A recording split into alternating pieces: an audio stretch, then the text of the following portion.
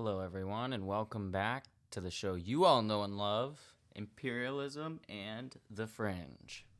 If you're new to the show, we discuss topics like American interventionism and imperialism around the world, and niche hobbies, interests, or ideas that demonstrate human perfection and people's wizardry and skill in their own craft. I took a brief hiatus because I was substituting second grade at my middle school for a while. However, today I think I have quite the interesting topic for everyone. The United States is back at it again, applying the same formula internationally in order to enact regime change around the world. This time, they bring us to Costa Rica. This is a bit of a different scenario because it didn't involve as many deaths as that of Guatemala. However, I encourage you to remember that what the United States is doing here is still controlling a sovereign nation. So that brings me to my thesis for today's discussion. I think that the United States supported that of Mr. José Figueres Ferrer in the election of 1948 and the subsequent Civil War that resulted. Despite their support of Figueres, I think that the United States was not happy with some of his left-leaning policies and still viewed him as a communist and someone who wanted to ally with the Soviets. This did not comply with their international plan and the system of both interventionism and isolationism that has plagued their foreign policy time and time again. A quick reminder that the United States has been involved in nearly 400 military interventions between 1776 and 2023, with half of them happening since 1950, and over 25% happened after the Cold War. Most of them have been in order to expand economic opportunity for that of the United States, to quote-unquote protect its citizens, to enact territorial expansion, regime change, and build new nations under what they see fit and policies that they see fit. This brings us to 1948. Calderón García had served multiple terms and needed someone to step in for him and basically rule while he still pulled the strings. President Teodoro Picado was elected and was largely a puppet ruler for that of Calderón. Being Christian socialists, Picado and Calderón were largely trying to ally with communist ideals and more of the liberal reforms that the United States weren't enjoying at the time. Some of the reforms that Calderón enacted were actually quite helpful and left a pretty long legacy in his country. He had various social guarantees and social welfare programs that they called the Garantías Sociales. These initiatives actually improved the living conditions of the working class, and it promoted social justice across the board. There was more labor rights, social security, and some more healthcare reforms that the country needed. There was labor reforms. They improved working conditions. They protect the rights of workers. They established a minimum wage. They put limits on working hours, and they regulated the workplace safety. In terms of healthcare, this is one of the biggest things I'd like to highlight. He established the Social Insurance Institute, the Caja Costarricense de Seguro Social, or CCSS, in 1941. This institution actually gave universal health care coverage to Costa Ricans and was a huge role in improving public health throughout the whole country. They prioritized education for their people, too. They gave education to all Costa Ricans. This would be generally viewed as a good thing, in my opinion. The government invested heavily in the expansion of the whole sort of school system, and they made the quality improve drastically. For the farmers, this one's quite familiar from the last episode. He tried to redistribute land to small farmers and indigenous communities. Let's remember that one, because we know certain interests in these countries do not like their land being taken, even if they're not being used. They were trying to address land equality and promote agricultural development in Costa Rica. Things like the United Fruit Company had been plaguing its neighbors and had also a massive role in Costa Rica at the time. They were trying to get their own national product. They also built new roads, constructed a bunch of things, invested in public works, improved public transportation, and just tried to connect people across Costa Rica as a whole. Throughout history, though, his image has definitely been altered and tainted. There was a lot of political controversies as he left. Obviously, he had Picado take control and still wanted to be pulling the strings. And a lot of the people that were more conservative in Costa Rica did not like him at all. Since I'm always a fan of providing the other point of view, a lot of people that didn't really agree with Gardia and the way that he was ruling were claiming that he was an authoritarian ruler. Obviously, you can see that with his actions with Picado and Teodoro. He suppressed a lot of political dissent. Some journalists actually were restricted at times, and they even used the fugitive law a little bit liberally, so they could just arbitrarily arrest people and political opponents as they saw fit in order to keep him in power. There was allegations of electoral fraud in 1940. He also had the Catholic Church against him. Here they are again. They got a bunch of criticism from the conservatives because they were trying to sort of separate church and state and limit the influence that the Catholic Church had in public affairs. Obviously, the church did not like this. On a more economic side of things, a lot of people think that Calderón Gardia's policies and social guarantees program were not able to be sustained over time and actually just led to way more fiscal deficits, inflation, and critics also accuse the government of adopting socialist leaning economic policies that made entrepreneurship less feasible. There was also some instances of labor unrest during his presidency, and some of them claiming that even though he was making reforms, it wasn't enough to actually meet their needs. Everything he was doing led to just a very polarized time politically and the eventual Civil War of 1948, which we're discussing today. On one side, you have the supporters of President Rafael Ángel Calderón Gardia, who wanted to stay loyal to their Costa Rican government. And then you have the opposition forces led by Otilio Ulate, who were trying to contest the election results. These tensions exploded into open warfare as rebel groups led by Figueres took up arms against the government, sparking what would become known as the Costa Rican Civil War. The fighting raged on for over a month. Battles erupted in cities like San Jose and all around the countryside. The United States, throwing their support behind Figueres, who had been sort of somewhat exiled and not around at the time, he ends up emerging with a military force. What do you know? We've heard that one before. And offers a new beacon of change and hope for the country to, quote unquote, free him and them from their socialist leader. Ulate's forces and his sort of whole political party was upset because they had won the election, but not in Congress. So what does Calderón do?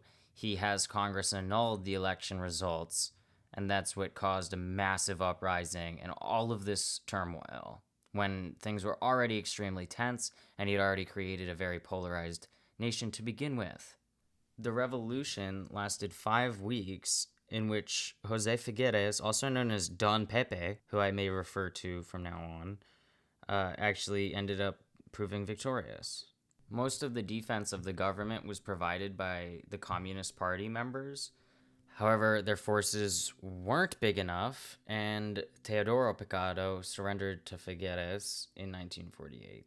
This affirmed democracy in the country instead of actually changing it, which is different than some other interventions that the United States has taken part in.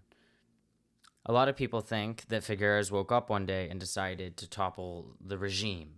However, this was not the case. It had been planned for some time, and the election of 1948 was just a perfect opportunity for Figueres to take control.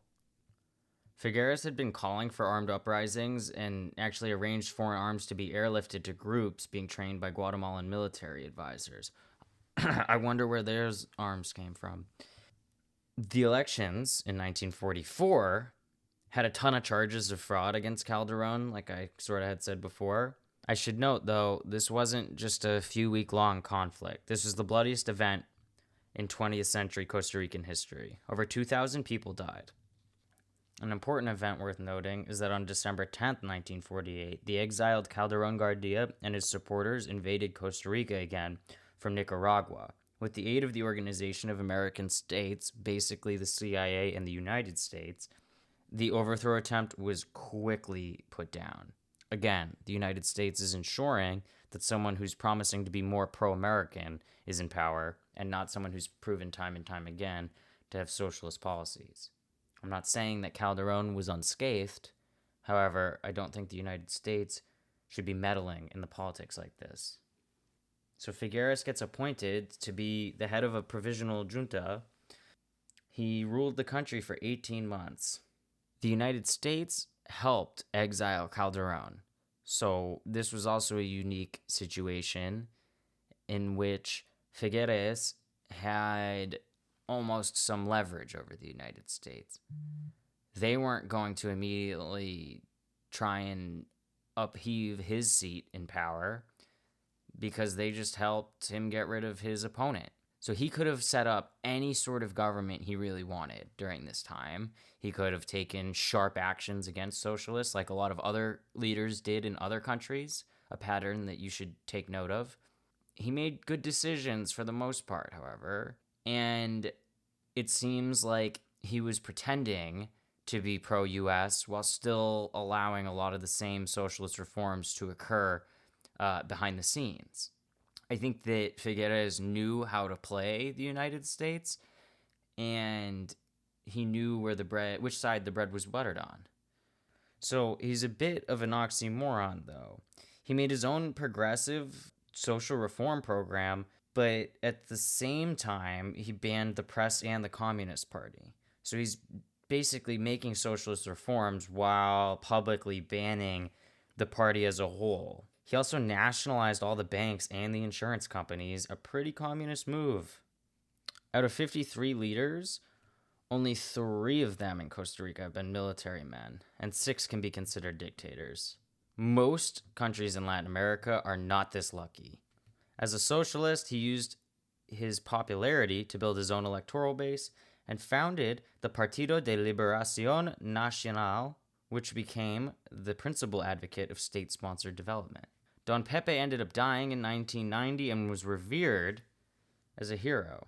Don Pepe was even awarded the 1987 Nobel Peace Prize for his attempts at establishing a peace treaty with the Civil War-torn neighbors around Latin America.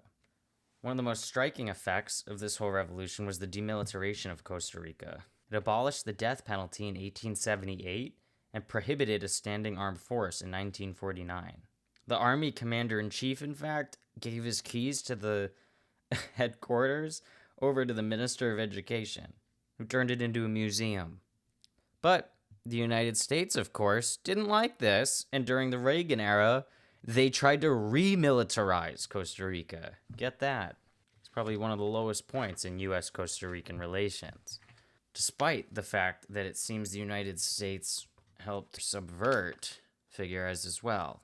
In a press document that I've attached to the episode, people within Costa Rica were writing extensively saying that Figueres wasn't enough for the United States and that they ensured his rule would be temporary and did their best to not let him turn it full communist again. I've attached another document by the CIA that was released in the 70s, basically summarizing the situation in Costa Rica and how they viewed it.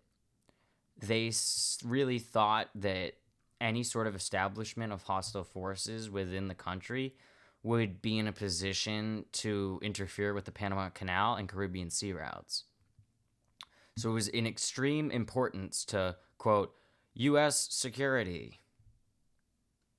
Controlling canals in Costa Rica was important for U.S. national security. I guess that makes sense. That was a joke. That doesn't make any sense to me. Basically, they don't want the Soviets getting control of Panama.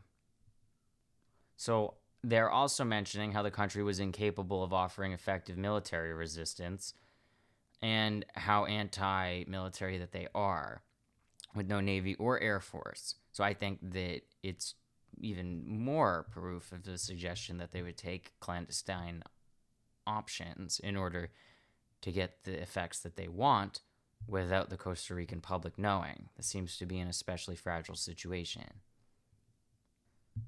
They did not see the communists as a very big threat, and they even say so in the document.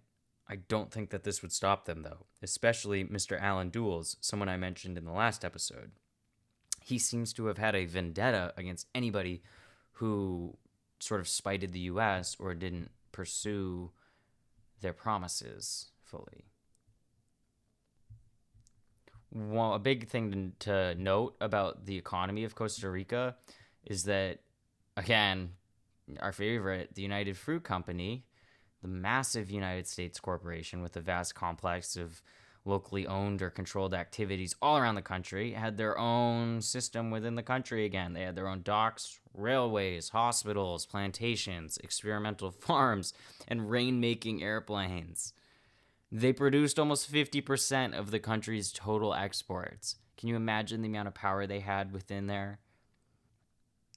Land holdings in general throughout the country at the time were actually more diversified than Guatemala, though. I remember mentioning that the United Fruit Company owned acres and acres of land that they weren't even using. But in Costa Rica, a lot of smaller time people actually did have an opportunity. They did quite well economically throughout the war. However, I still think that all of these actions ended up benefiting the United Fruit Company and the United States the most, ensuring a long-term ally. Whereas Calderón Garcia had different allies and plans. Costa Rican people were very concerned with the relationship the country had to the United Fruit Company. None of the politicians would ever really admit these things, but it's a very weighted factor in their politics and was throughout that whole time in history. It was larger than the government itself, if you do the math. Costa Ricans even believe that there's been occasions in matters of policy that the U.S. Department of State has subverted the decision to that of the United Fruit Company instead of the U.S. ambassador in San Jose. They are very concerned with Figueres establishing an alliance with the Soviets at the time, though. At the end of the day, the United States did think that Costa Rica would side with them under the Rio Pact versus the Soviets. Remember when I mentioned the Caribbean Legion in the last episode about Jacobo Arbenz in Guatemala? There was an entire group of exiles and sort of these Caribbean revolutionaries were banding together to try and fight the authoritarian dictators that were continuously being installed in order to promote democracy and more socialist ideals throughout Central and Latin America. Figueres started training the Caribbean Legion in 1942 after he criticized the Calderón regime over a radio broadcast. He was preparing for war. However, whoever was in his ear whispering these things is unknown or providing whatever level of support. The United States officials were closely following the Caribbean Legion, and they were extremely concerned about them, obviously. Figueres actually set out and did a bunch of terrorist attacks throughout Costa Rica in 1945 to 1946, hoping to get some sort of excitement out of the people, trying to get a strike going, and nobody responded. Calderón had to switch his sort of political disposition from that of the Catholic Church because of World War II. He was basically taking punitive measures against some of the rich and influential German communities in Costa Rica, so a lot of these elite withdrew their support for him. He had to change his whole demeanor and what he was running on. So he allied more closely with the Popular Vanguard Party, who were the communists at the time. This definitely put a target on his back. There's a lot of paradoxes here. The forces that Figueres led were a bunch of anti-communist right-wingers, and basically economically conservative people who were very weary of the welfare state, and a social democratic entelejista who sought to strengthen the new welfare state while ensuring democratic transparency.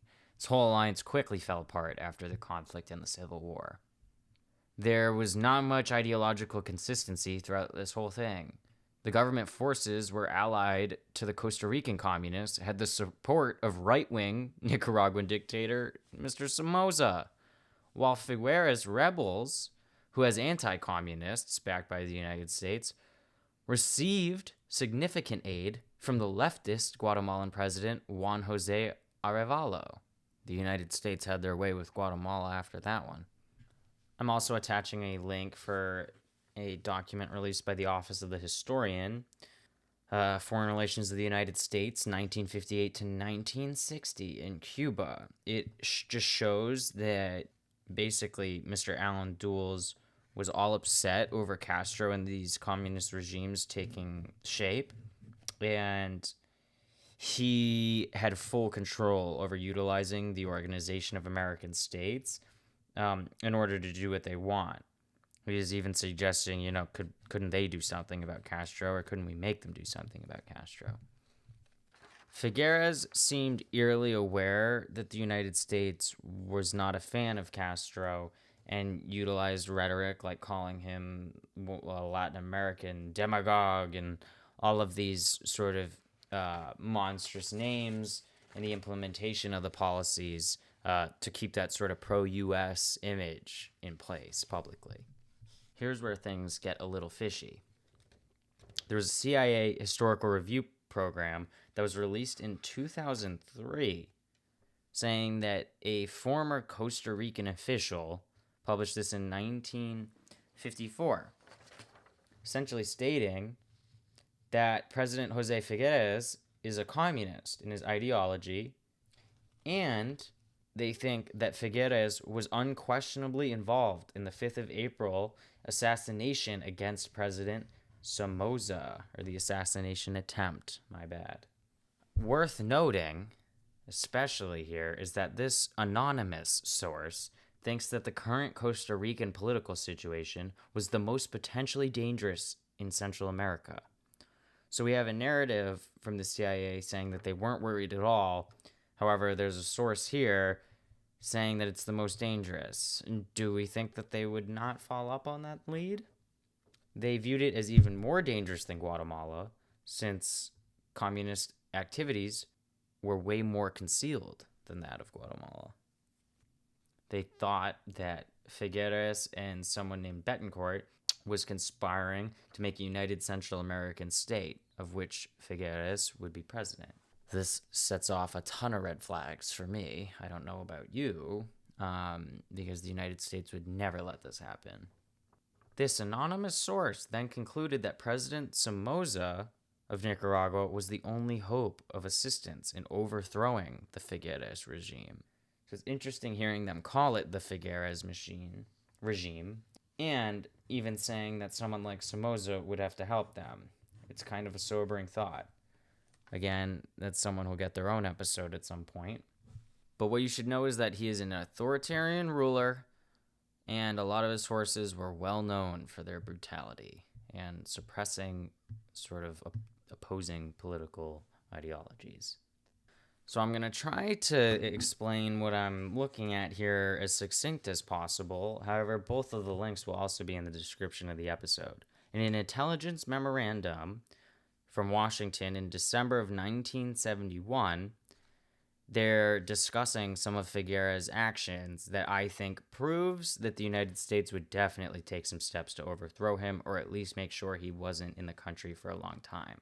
Contact with the USSR was established in 1944, but Figueres finally made these sort of promises happen in 1970.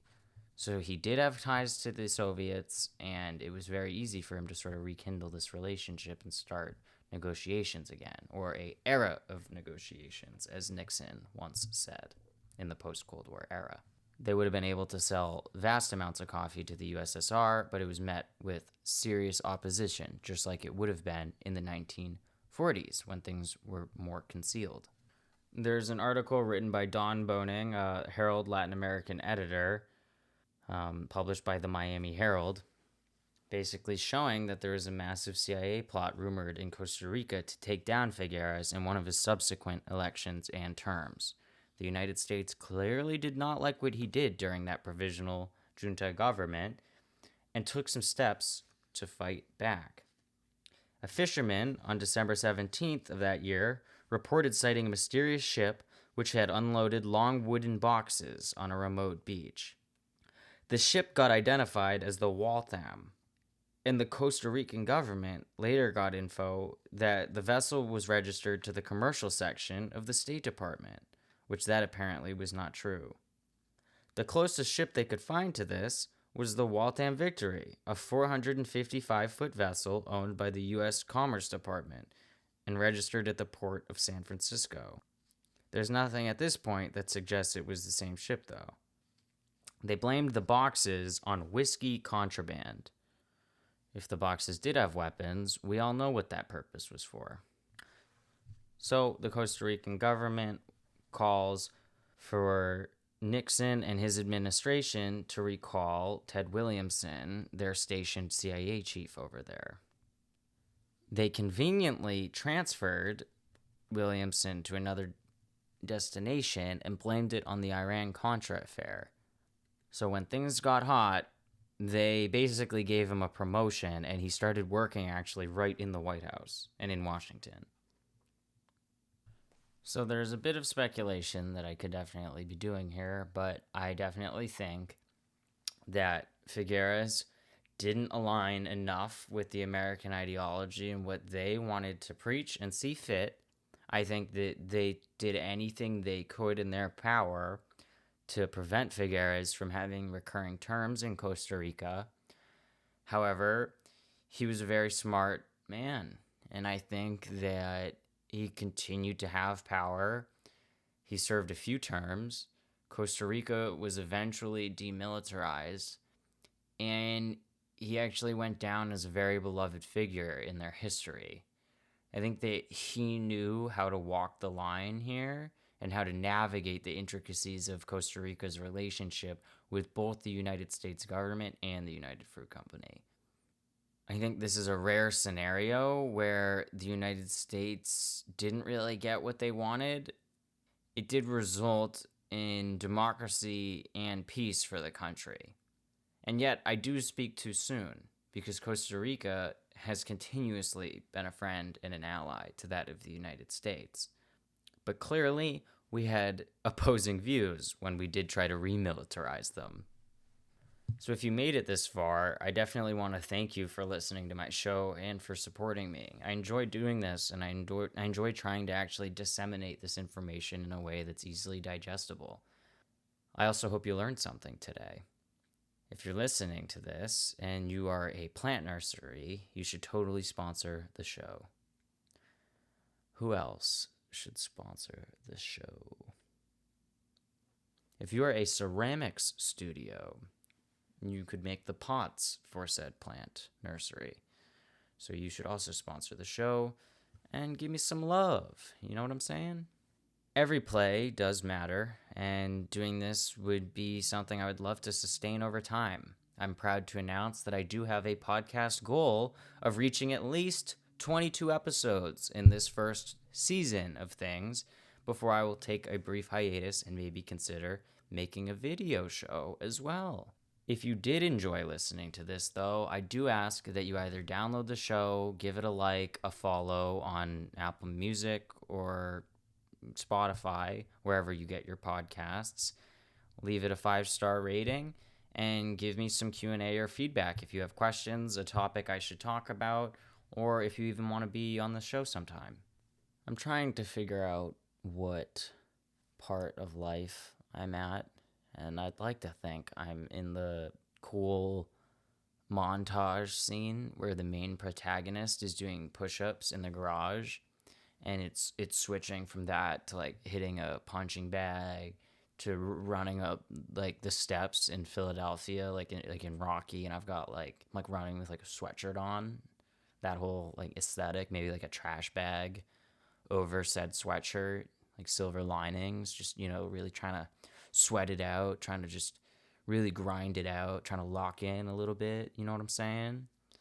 I'd like to think that that's sort of the chapter, and then I'm about to just emerge from the garage ready for like a big bar fight. I'm overlooking the ice on the lake right now. It's officially frozen over, and I think it's interesting how I coexist with this level of nature on a daily basis.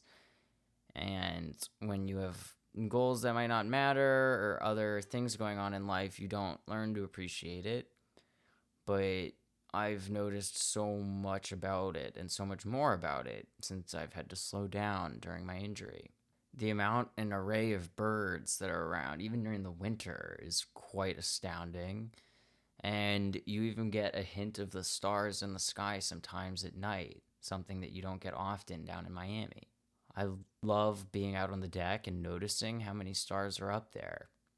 It's cool that they're consistently there, whether you notice them or not.